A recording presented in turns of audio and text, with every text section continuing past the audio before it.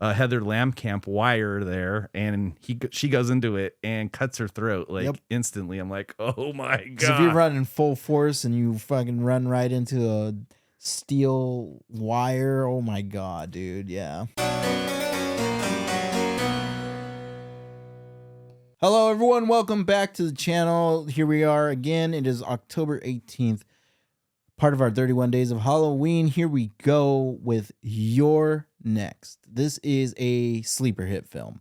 Absolutely flies under the radar for a lot of people. This film is awesome. It's crazy. Its pacing is just go, go, go, especially once like stuff starts unfolding. Like this is a really great film. Before we get into the episode today, I just want to remind everyone and hit that like and subscribe button down below to help us out. And go over to patreon.com/thecalvincam if you want and join one of our 3 tiers over there. Become part of our community. Okay, so talking about You're Next, this movie, like I said before, it's fast-paced action horror, really cool. Really, really cool. A lot of really great deaths. Definitely worth your time for sure. This movie was directed by Adam Wingard. Most people know him from the VHS movies. He was the original director for VHS, the first one. He was also the director of the new Godzilla movie, Godzilla X Kong, which is just fun, monster fun, which I absolutely adore, and I would love to cover that movie at some point. So. Yeah, never knew about this director. I know there's a lot of VHS horror movies. They're found footage or kind of like yes, found they footage? are found footage. So. There's a lot of them. Yeah, I think there's like 7 of them. Yeah. Good movie though. The first one and the second one are the only ones that I've seen, and I really love those movies too. But this movie is just a fun ride. This was your first time watching this movie? This was my first time watching it. Yeah, I watched this movie back when it came out, and I was like, holy crap, like, why is nobody talking about this movie? So I'm happy that you've gotten the chance to watch it, and what do you think? This movie's great. The pacing could throw people off. Like it's really slow, but obviously, you know what? The more I'm watching film and the more we discuss it, like sometimes slow pacing is kind of part of character building. It's just how it is. It's good. It is what it's good for storytelling. Yeah. Sometimes you need a lot of information. Yeah. So that could be a thing for some people. But other than that, once the movie starts, it's a wild ride. Yeah. And it really does actually start off pretty horrific with the neighbor getting murdering his girlfriend, and him writes "You're Next" on the window, which is really cool. I thought that was really awesome, and that's how this movie starts. And then you get this opening. You see that this family's I don't know if they're on holiday or they're just trying to get together. They're just having like some kind of reunion of sorts. Just a vacation out to their summer home or whatever. This guy's a billionaire. I think he owns a company or something like that. The guy's loaded. The guy has tons of money. So him and his wife go out there, which was cool to see Barbara Crampton in this movie. She's from Reanimator. We did Reanimator last year. I mean, I did it solo. I did a horrible job presenting that episode, but she's in this movie, and it's awesome. It just gets there. The whole family gets hit there, and they're having dinner. And you know who another person that's in this movie that's cool? Who? Ty West. Oh yeah. Ty West is in this movie, and he's actually a film director, and I think he's engaged to his daughter or something like that, or it's his girlfriend or whatever. So Ty West goes to the window and he says, "What's going on?" And he takes an arrow to the head. And so that's how this movie starts, and just slowly goes through this guy. There's these 3 guys that wear animal masks, and one of them has a crossbow, and one kills everybody one by one. He kills Ty West. He injures one of those brothers, and the other brother is with another girl. I think they're kind of like college professors or something. Yeah. I can't remember. But yeah, we go through this whole thing, and there's another brother, and this is where it gets interesting. I guess we can talk about that later. No, I mean, like, I'd say talk about it. Talk about it now. Yeah. Okay. He is in cahoots with the three murderers. Yeah. And his the mole of the family. And he has a girlfriend, and they kind of the other brother kind of is involved in this. The one where we have the protagonist chick that is just badass in this movie. Yeah, dude, she's awesome.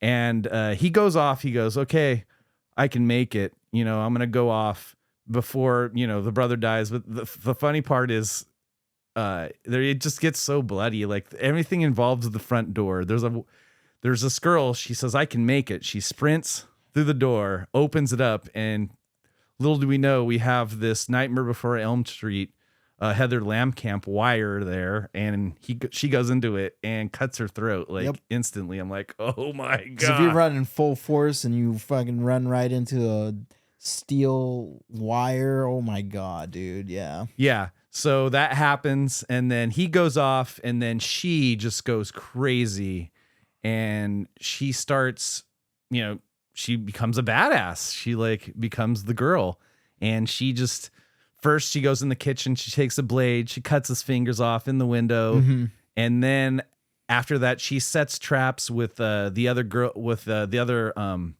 brother has a girlfriend. Her girlfriend's name is Z, and she's trying to watch Z, or Z's watching her, I should say. Sorry. And she sets up these traps, and she puts nails by the door, like nails in wood, kind of like spikes, traps by the windows. So if they come through the windows, they're going to step on them. One steps on one. She has like a nutcracker, and she just goes to town on his head and just fucks him up. Like, oh man, this movie is bloody, and it is just an entertaining movie. I think that it's really great, and it has like a lot of really great kills.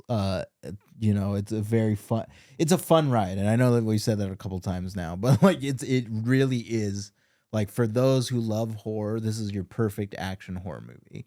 Like, it is just like I said, once the setup's over, and the movie begins, it's like go, go, go.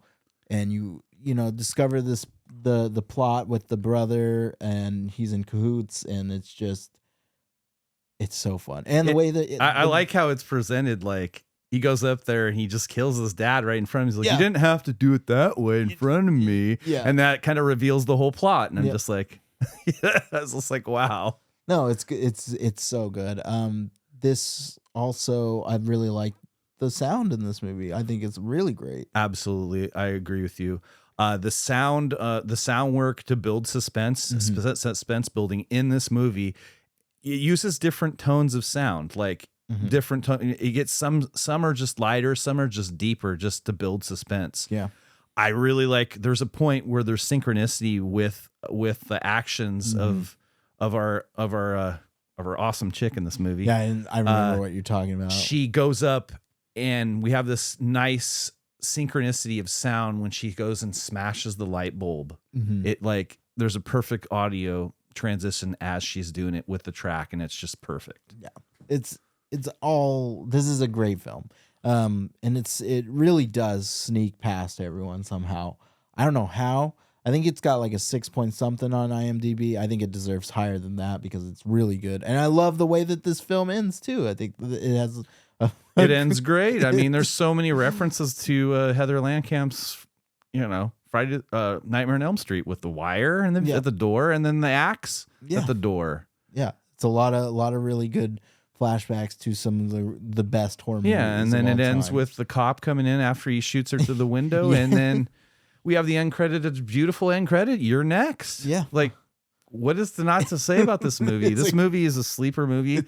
Calvin surprised me in a lot of movies this year on the list that I'm glad, because I have not seen any of these, and this one's amazing. I'm happy you really like this movie. So if I were to rate this movie, I'm gonna give this movie like a 4.5 out of 5. I really enjoy this movie. Every time I watch this movie, I'm just like, yeah, this is that movie that's just like, yeah, let's go. Like, this is a really fun watch. It's definitely something that I like sharing with people who haven't seen it, and that experience alone elevates this movie to me, as it should with any movie when you're showing somebody a movie that you really love for the first time.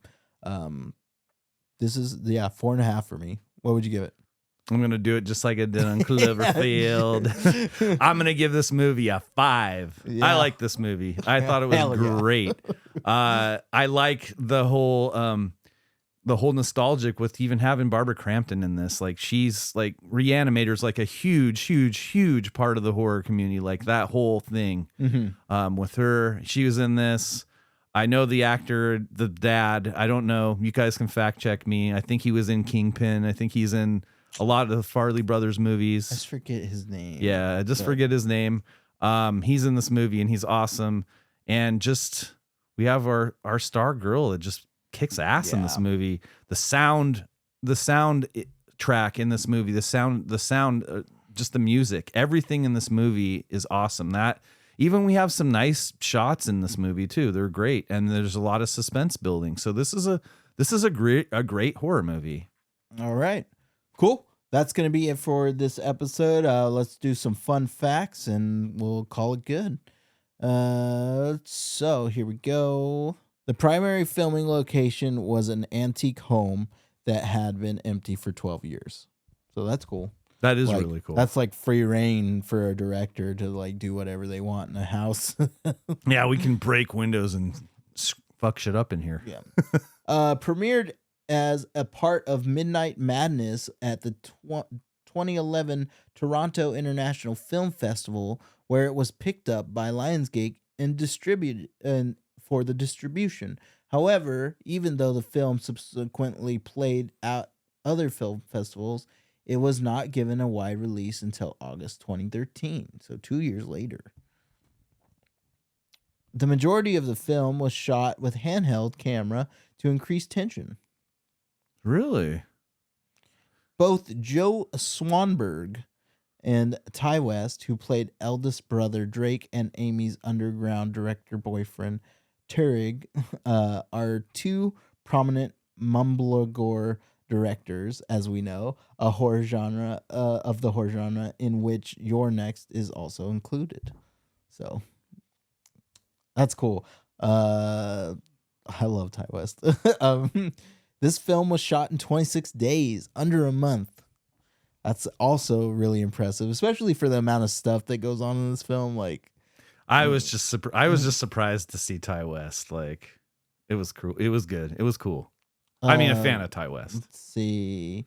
There isn't any incidental music in the whole film until the end credits.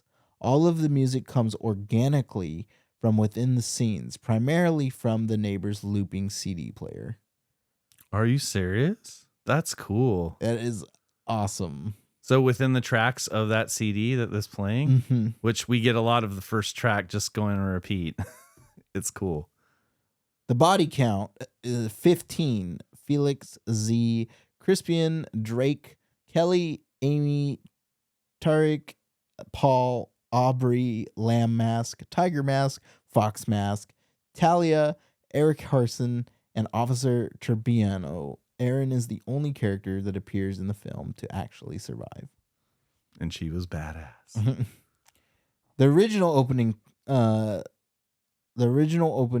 scripted featured an old man who finds his dog decapitated before he is killed. The producers requested this to be rewritten as the scene that appears in the actual film. So, referencing the fun fact that I said before.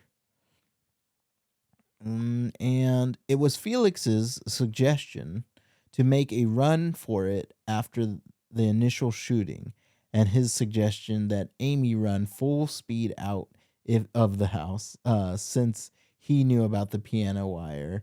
It means he guided her to her death. Yeah, and that's it for the fun facts. Thank you all so much for watching today. Again, recommend this movie a lot. It's really cool. It's slept on. yeah, we'll catch you on the next episode tomorrow. See you on the next episode.